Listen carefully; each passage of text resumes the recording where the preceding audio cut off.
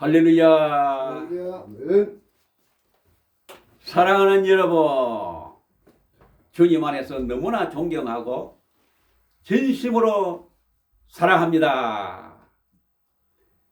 몇 년마다 잊지 않고 세월 따라 다가오는 1년 12달 중에 가장 좋은 5월달, 가정의 달을 맞이했어. 어린이 주일도 지나고 어버이 주일을 지난 한 주간도 하나님의 은혜와 사랑 가운데 잘 지내셨는지요? 아멘. 여러분 감사합니다. 여러모로 부족한 저도 항상 여러분이 염려해 주시는 덕분으로 하나님의 큰 은혜와 사랑 가운데 잘 지내고 있습니다. 너무나도 감사함을 드립니다. 오늘 본문 말씀은 신약성경 에베소서 5장 22절로 28절 말씀입니다. 본문 말씀을 제가 봉독에 올리겠습니다. 아내들이여 자기 남편에게 복종하기를 주께 하듯 하라. 이는 남편이 아내의 머리됨이 그리스도께서 교회의 머리됨과 같음이니 그가 바로 몸의 구주시니라. 그러므로 교회가 그리스도에게 하듯 아내들도 범사에 자기 남편에게 복종할지니라. 남편들아 아내 사랑하기를 그리스도께서 교회를 사랑하시고 그 교회를 위하여 자신을 주심같이 하라. 이는 곧 물로 씻어 말씀으로 깨끗하게 하사 거룩하게 하시고 자기 앞에 영광스러운 교회로 세우사 티나 주름 잡힌 것이나 이런 것들이 없이 거룩하고 흠이 없게 하려 하심이라. 이와 같이 남편들도 자기 아내 사랑하기를 자기 자신과 같이 할지니 자기 아내를 사랑하는 자는 자기를 사랑하는 것이라. 아멘. 아멘. 감사합니다. 오늘은 본문 말씀을 중심으로 가장 소중한 가정 이란 제목으로 하나님의 말씀을 선포할 때에 아무쪼록 우리 모두에게 은혜가 넘치는 시간 되시기를 주의 이름으로 소원합니다. 아멘. 우리는 모두 다 어머니를 사랑합니다. 또한 아버지도 사랑합니다. 하나님께서 우리에게 가장 소중한 가족을 선물로 주셨습니다. 가족에는 세 가지 관계가 있습니다. 부부 관계가 있고 부모와 자녀 관계가 있고 그리고 자식과 부모의 관계가 있는데 그중 부부 관계가 가장 모든 가족 관계의 처음 출발점이 되는 것입니다. 성경적 결혼은 모두 다 일부 일처제입니다. 그렇지 않다면 하나님께서 인간을 창조하실 때 아담과 하와 그리고 또 다른 여인 누군가를 지으셨겠지만은 단 둘만 지으시고 배우자로 정하심으로써 일부 일처제를 정리해 주셨기 때문에 기독교에서는 일부 다처제나 중혼을 금하고 있습니다. 하나님께서는 십계명을 통해서 결혼의 신성함을 위해서 제7계명에 보면은 간음하지 말라고 명령하셨고 제10계명에는 내 이웃의 아내를 탐내지 말라고 명령하셨습니다. 이슬람교회는 오늘날 한 남자가 4명의 아내를 가질 수 있다는 법이 있는데 그것은 가부장적 아주 잘못된 문화요. 인간의 기본적 인권을 무시하고 역행하는 제도입니다. 가족관계에서 사랑이 가장 기본적이고 절대적인 요소입니다. 가족관계의 출발점은 바로 부부관계입니다. 그러므로 부부가 되기 위한 최우선의 가치는 오직 사랑이어야 됩니다. 만일 결혼에 있어서 사랑 이외의 조건이 우선시 되면 문제가 발생하게 됩니다. 하나님께서도 결혼 제도를 창조하시고 우리의 가슴에 사랑의 감정을 심어주셨습니다. 그래서 누구나 사랑을 통하여 상대방이 아주 아름답게 좋게 보이게 하고 서로 끌리게 해서 결혼에 이르도록 만드신 것입니다. 서로가 사랑하기에 가장 예뻐 보이는 것이지 얼굴이 잘나서 외모가 예뻐서 사랑하는 것은 아닙니다. 하나님의 이 같은 방법이 아니고서는 아무도 서로가 좋아서 결혼하지 않을 것입니다. 결혼에는 언제나 사랑과 존경이 절대적입니다. 이에 근거하여 부부의 도를 지키겠다고 함께 서약한 것입니다. 그러므로 사랑과 존경이 깨져버리면 그 관계를 유지하기가 힘들어집니다. 왜냐하면 부부 사이에는 원래 피 한 방울 섞이지 않는 완전히 남남이기 때문입니다. 피가 섞이는 것은 참으로 대단한 것입니다. 부모와 자녀와의 관계는 서로 피가 섞여 있으므로 서로 노력하지 않아도 자연적으로 사랑할 수 있는 것입니다. 영원히 사랑할 수밖에 없는 본능적인 관계가 있습니다. 그러나 부부 사랑은 절대 그렇지 않습니다. 자연적으로 유지되지 않기 때문에 의지적으로 노력하고 서로가 수고하며 헌신하고 또한 결단하며 관계 가운데 서로를 알아가고 다듬어 가야 하기 때문에 부부간의 사랑을 이루어가는 훈련 과정이 절대로 필요한 것입니다. 성장 배경도 다르고 성품도 다르고 취미도 다르고 가치관도 다른 완전히 남남이 만나서 연합하여 하나 되게 하는 언약을 지키는데 사랑과 존경은 필수적인 요소인 것입니다. 그리고 그 사랑이란 서로 같이 지켜나가야 하는 것입니다. 결혼 자체로 무조건 좋은 가정이 유지되는 것은 절대로 아닌 것입니다. 좋은 가정을 이루어가려면 서로가 끊임없이 사랑의 관계를 가져야 합니다. 대부분의 남자들이 결혼 전에는 지극히 사랑합니다. 그런데 유감스럽게도 결혼식장을 나서는 순간부터 그렇게 펄펄 끓던 사랑이 식어지기 시작합니다. 이제는 왜 내 사람이 되었다는 안도감에서 결혼 이후부터는 사랑이 점점 무관심해지기 시작합니다. 이것이 남자의 경향성입니다. 하나님께서 이 경향성을 아시고 특별히 남자들에게 내 아내를 사랑하라고 사랑의 리더십을 주셨습니다. 따라서 각 가정의 사랑에 대한 책임은 남자에게 있는 것입니다. 만일 여러분의 가정에 아직 사랑이 있다면 그동안 남자가 잘했다는 증거이고 더 이상 사랑이 없다면 그것 또한 전적인 남자의 책임입니다. 물론 아내도 남편을 사랑해야 됩니다. 그러나 하나님께서는 아내에게는 사랑하라는 구체적인 명령을 직접 하지 않았었습니다. 이제 사랑에는 기본적으로 4가지 종류가 있는데 말씀드리겠습니다. 사랑에는 4가지 종류가 있습니다. 첫째는 에로스 사랑입니다. 이것은 우리가 잘 아는 이성적 사랑입니다. 남녀 간의 사랑입니다. 육체적 사랑이요, 받는 사랑입니다. 둘째는 필레오 사랑입니다. 이것은 친구의 사랑이요, 우정의 사랑이요, 주고받는 사랑이에요. 성경에는 서로 사랑하라, 서로 용서하라, 서로 짐을 지라, 서로 고백하라와 같이 서로라는 말이 많이 나오는데 이건 아주 의미가 있다고 생각합니다.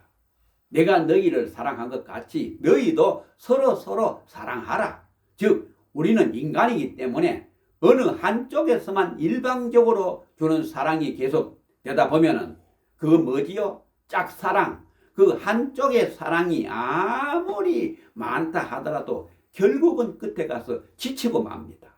아무리 사랑을 쏟아부어줘도 그에 대한 전혀 반응이 없으면 보람을 느끼지 못함으로 사랑하기를 포기하게 되는 것입니다.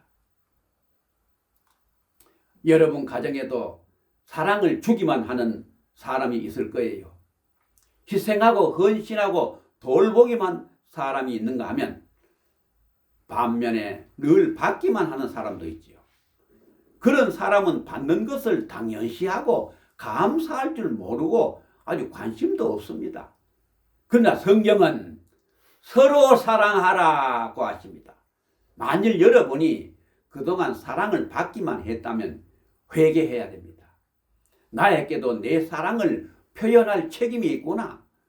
서로에게 격려가 되고 서로에게 유익해야만 행복한 가정이 된다고 하나님께서 말씀하고 계시는 것입니다.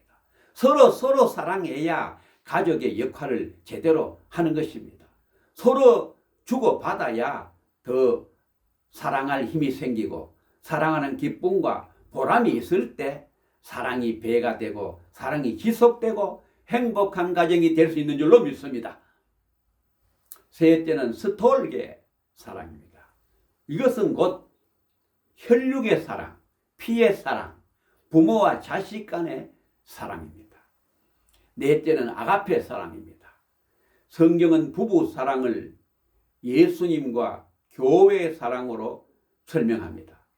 주님을 믿고 하나님의 사랑을 체험한 사람은 꾸준히 사랑을 줄 수 있어야 됩니다. 아무 공로 없고 사랑받을 자격이 없는 우리를 위해서 친히 죽으신 주님의 온전한 그 사랑에 감사하고 감격하는 사람은 겸손히 주님의 사랑을 본받게 됩니다. 주님께서 교회를 핏값으로 사실 만큼 사랑하셨습니다. 우리가 누군가를 꾸준히 사랑하기 위해서는 예수께서 베푸신 사랑에 근거하고 그 사랑을 힘입어야 됩니다. 그 사랑으로만이 비로소 나의 결혼한 이후의 아내가 흠과 티가 없이 주름 없이 더 아름다워져 가도록 도울 수 있으며 그 같은 돕는 역할을 기뻐하게 됩니다. 이렇게 함으로써 온전한 가정을 이루어갈 수가 있게 되는 것입니다. 성경은 가정을 사랑으로 세우고 유지해야 할 책임을 남편들에게 요구하고 있다는 것입니다. 좋은 부부관계가 유지되기 위해서는 이런 명령을 따로 해야 할 정도로 서로 노력해야 됩니다. 부부관계에서 결코 사랑이 그냥 저절로 유지되지 않기 때문입니다. 약속하고 마음을 다잡아서 결심하고 노력하고 서로 마음과 관심을 주고받아야 좋은 가족이 되는 것입니다. 받는 사랑을 의뢰히 당연하게 여기고 그 어떤 사랑의 반응도 보이지 않고 자기 집을 한낱 하숙집 정도로 생각하고 살면 결코 행복한 가정을 이룰 수가 없는 것입니다. 그러나 부모와 자식과의 관계는 완전히 다릅니다. 부모는 우리가 내리사랑인지라 성경에 따로 부모들이여 자녀를 사랑하라 그렇게 이런 명령할 필요가 없습니다. 부모와 자식 간의 사랑은 그렇게 노력하지 않아도 부모가 본능적으로 자식을 사랑할 수 있게 되는 것입니다. 우리도 부모가 되기 전까지는 사실 우리의 부모님들이 우리를 어떻게 기르셨는지 잘 몰랐지요. 그러나 자녀를 이제 키워보니까 그 절절한 그 심정이 어떤 건지 잘 알게 되는 것입니다. 물론 우리 자녀들은 우리가 그랬듯이 여전히 부모의 사랑을 잘 알지를 못해요. 아니 짐작도 못합니다. 사실 부모님을 기쁘게 하는 방법은 알고 보면 아주 간단한 것입니다. 부모에게는 무엇보다 자주 찾아가는 것이 큰 효도가 된다 그럽니다. 왜 그럴까요? 부모가 기뻐하시기 때문이지요. 우리가 특별히 잘생겨서 아들이 자꾸 보고 딸이 자꾸 보고 싶어 하는 게 아닙니다. 고슴도치도 자기 새끼는 예쁘게 보이는 방법입니다. 부모에겐 자식이야말로 가장 값지고 가장 귀한 선물이지요. 그게 부모의 사랑인 것입니다.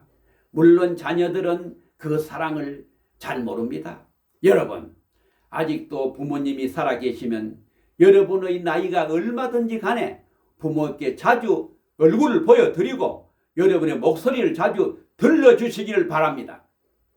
부모들은 무슨 특별한 것보다 조그마한 우리의 관심을 보여주면 그것만으로 만족하고 행복하게 생각하는 것입니다. 하나님께서는 십계명을 통해 부모님의 중요성을 강조하고 있습니다. 부모에게 잘못하는 행위를 엄중히 벌하십니다.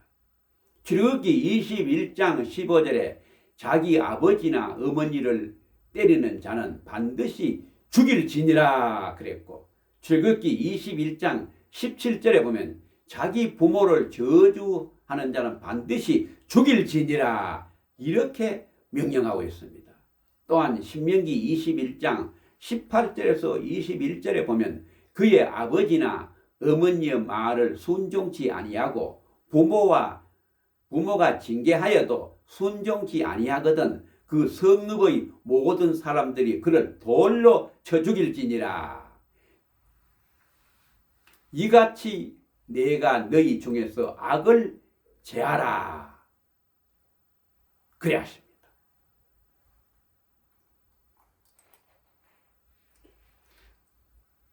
그래서 우리는 항상 이걸 잘 지켜야 되는 것입니다. 이같이 너희가 너희 중에서 악을 제하라 명령하심으로 불효를 사형에 처할 악으로 규정하고 있는 것입니다. 지금은 구약시대가 아니라 직접적으로 이런 징계를 받지는 않지만은 요점은 하나님께서 부모를 얼마나 귀한 존재로 세워주셨는지를 분명히 알라는 것입니다. 부모를 귀히 여기라는 뜻이지요. 불효의 죄가 중히 다스려져야 한다는 율법의 취지는 예나 오늘이나 동일하게 적용될 것입니다. 하나님께서 부모를 하늘같이 여기도록 명령하셨습니다. 기독교인들이 제사를 지내지 않는다고 그런 이유로 종종 불신자들이 기독교를 불효의 종교라고 폄하하지만 그건 몰라서 하는 말입니다. 기독교는 부모를 섬기는 효도의 종교입니다. 하나님과 우리 관계를 아버지와 자식 간의 관계라고 말하지 않습니까? 다만 돌아가신 부모를 기리는 방법에 차이가 있을 뿐입니다. 제사의 방법이냐 추도의 방법이냐 하는 방법의 차이일 뿐이지 근본적인 효의 정신에 대해서는 기독교가 그 어떤 다른 종교나 유교나 불교보다 더 엄중하며 전혀 효도에 대해서 더 엄하게 명령하고 있는 것입니다. 이것을 잘 우리가 이해해야 합니다. 부모에게 순종하고 공경하라 그랬습니다. 공경은 능동적이요 적극적이요 자발적입니다. 부모의 능력, 지위, 재산과 상관없이 부모이기에 그 자체로 섬기는 것이 의무요 덕목입니다. 우리를 교육시켜 주셨다고 잘 먹여 주셨다고 뭔가 해 주셨다는 조건에 따라 섬기는 선택사항이 절대로 아니에요. 하나님께서 부모를 통해서 우리에게 생명을 주셨다는 그 사실, 생명의 근원이 부모라는 사실만으로 부모 공경의 이유가 충분한 것입니다. 그런데 부모님들은 우리를 헌신적으로 기르고 돌봐주시고 사랑해주시고 희생해 주셨습니다. 부모를 공경하는 것은 약속이 딸린 첫 계명입니다.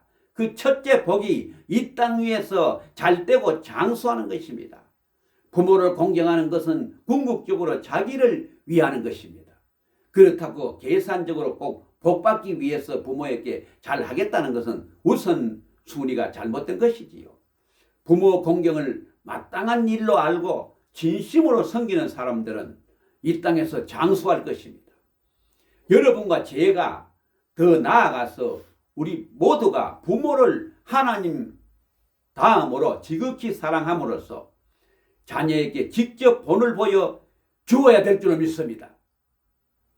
자식을 위해서라도 사랑을 실천하고 먼저 내 부모에게 잘해야 될 줄로 믿습니다. 자녀들은 우리의 거울입니다.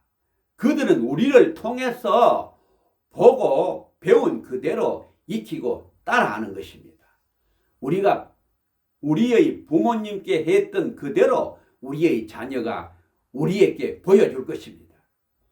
여러분과 제 가문이 부부 사랑은 물론이요, 부모를 향한 사랑과 순종과 공경을 잘 실천하여서 자자손손 하나님의 은총을 누리게 되시기를 소원합니다. 부모님을 존중히 여기면 먼저 언어로 나타납니다. 어른에게 말을 함부로 하는 것은 자기를 저주하는 것입니다. 의식주를 돌봐들 뿐만 아니라 부모의 마음을 기쁘게 해드리는 언어를 사용하며 자주 전화도 하고 편지를 드리고 자주 방문하십시오. 부모님들이 원하는 바는 의외로 그렇게 복잡하지 않고 단순합니다. 생신을 기억해 드리거나 동기간에 그저 우애가 좋으면 부모님께 그걸로 큰 기쁨이 되는 것입니다. 깨물어 아프지 않는 손가락이 없다는 속담처럼 자식이 아무리 많아도 부모에겐 다 같이 귀하고 다 같이 사랑스러운 자식인데 그 자녀 간의 사이가 나쁘게 되면 어떡합니까? 부모의 마음을 괴롭게 하는 것이지요. 부모님 살아계신 동안 형제 간에 우애하는 모습을 우리가 보여드림으로 해서 부모님이 평화를 누리시고 잘 사시다가 천국 갈 수 있도록 도와드려야 되는 것입니다. 물론 그것이 뭐든지 쉽지는 않습니다. 그러나 힘들 때 가능한 게 무엇입니까? 그럴 때 우리에겐 기도가 있습니다. 기도함으로 성령님의 도움이 있어야 됩니다. 그렇다면 왜 부자관계라든가 부부관계라든가 부모관계가 이토록 어려운 것입니까? 지혜롭지 못하기 때문입니다. 똑같은 말을 하고 똑같은 사랑을 하면서도 지혜가 모자라서 그런 것입니다. 그래서 성경에 보면 에베소서 5장 15절에 보면 오직 지혜 있는 자같이 하라고 하십니다.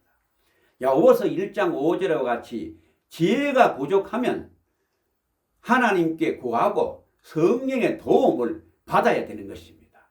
그리하면 하나님께서 주신다 그랬습니다. 그리하여 가족 관계가 주님 보시기에 정말로 원망하고 아름답고 행복한 가정이 되어져야 될 줄로 확실하게 믿습니다. 끝으로 성령의 충만함을 받아야 됩니다. 사랑하는 성도 여러분, 노력하기는 하는데 잘 됩니까? 잘 안 되지요? 왜 그렇습니까?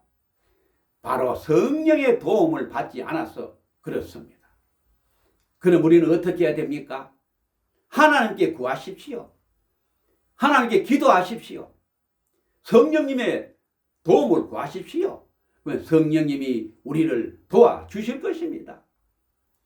저를 또 변화시켜 주시고 새롭게 해 주십니다.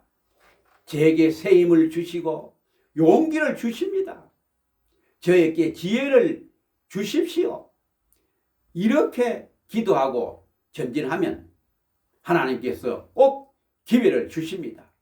그리고 우리의 모습을 변화시켜 주시고 새롭게 해 주시고 우리의 가정에 행복을 허락해 주시는 것입니다. 나라가 있기 전에 먼저 가정이 있습니다. 교회가 있기 전에 먼저 가정이 있습니다. 직장이 있기 전에 먼저 가정이 최고 먼저 있습니다. 세상에서 아무리 성공하고 사회적인 공헌도가 높아도 자기 가정에 행복이 없다면 무슨 유익이 있겠습니까? 가정의 행복이 최고의 행복입니다. 국가와 민족과 직장도 다 중요하고 교회도 더 중요하지만은 정말로 마지막까지 가장 소중한 것이 역시 자기 가정인 줄로 확실하게 믿습니다. 이제 찬송가 559장을 제가 부르고 마치겠습니다. 사철의 봄바람 불어있고 하나님 아버지 모셨으니 믿음의 반석도 든든하다. 우리 집 즐거운 동산이라. 고마워라 임마누엘 예수만 섬기는 우리지. 고마워라 임마누엘 복되고 즐거운 하루하루. 어버이 우리를 고이시고 동기들 사랑에 뭉쳐있고 기쁨과 서름도 같이 하니 한간의 초가도 천국이라. 고마워라 임마누엘 예수만 섬기는 우리지. 고마워라 임마누엘 복되고 즐거운 하루하루. 아침과 저녁에 수고하여 다같이 일하는 온 식구가 한 상에 둘러서 먹고 마셔. 여기가 우리의 낙원이라. 고마워라 임마누엘 예수만 섬기는 우리지. 고마워라 임마누엘 복되고 즐거운